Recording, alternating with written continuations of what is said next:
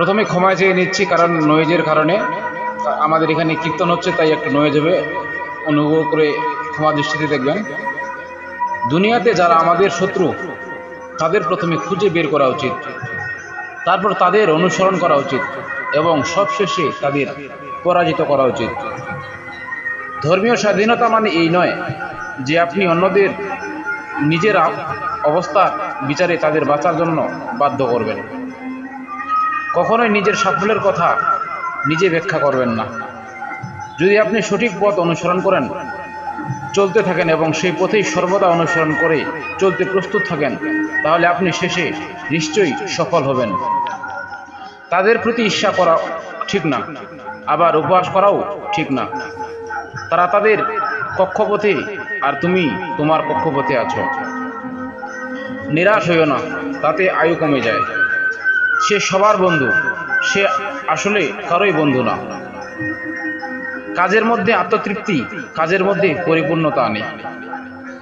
সন্তুষ্টি ব্যাপারটা আমাদের নিজেদের উপরে নির্ভর করে।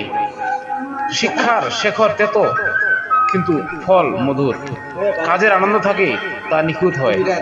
শিক্ষিত লোকের বৈশিষ্ট্য হচ্ছে কোনো মতবাদকে গ্রহণ না করে তা নিয়ে কাজ করতে পারা।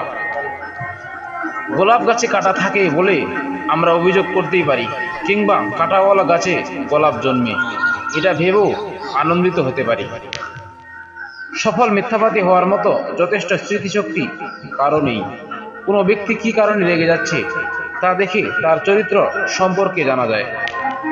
চরিত্র হচ্ছে গাছের মতো, পরিচিতি ছায়ার মতো। মানুষ যতটা সুখী হতে চায় সে ততটাই হতে পারে। সুখের কোনো পরিসীমা নেই। ইচ্ছা করলে সুখকে আমরা আকাশ অভিসারী করে তুলতে পারি।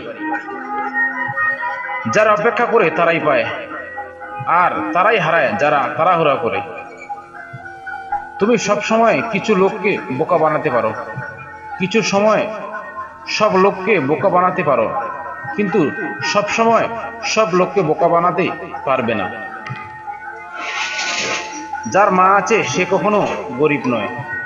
প্রত্যেককে বিশ্বাস করা বিপজ্জনক, কিন্তু কাউকে বিশ্বাস না করা আরো বেশি বিপজ্জনক।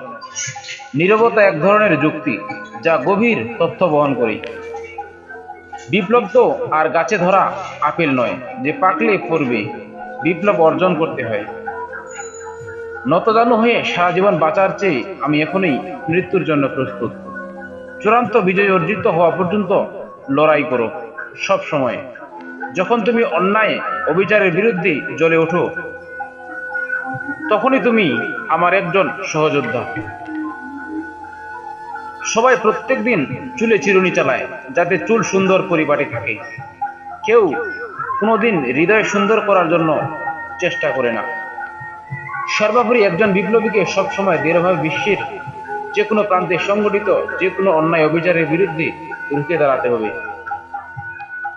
বাস্তববাদী হও, অসম্ভবকে দাবি করো। আমি কেন মুক্তিযোদ্ধা নই? মুক্তিযোদ্ধা বাস্তবে কখনো হয় না যতক্ষণ মানুষ নিজে মুক্তিকামী না হয়।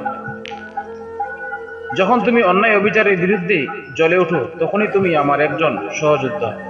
ধন্যবাদ বন্ধুরা, আজ ভিডিওটি এখানে শেষ করলাম। অবশ্যই আপনার কমেন্টের মতামত জানাবেন এবং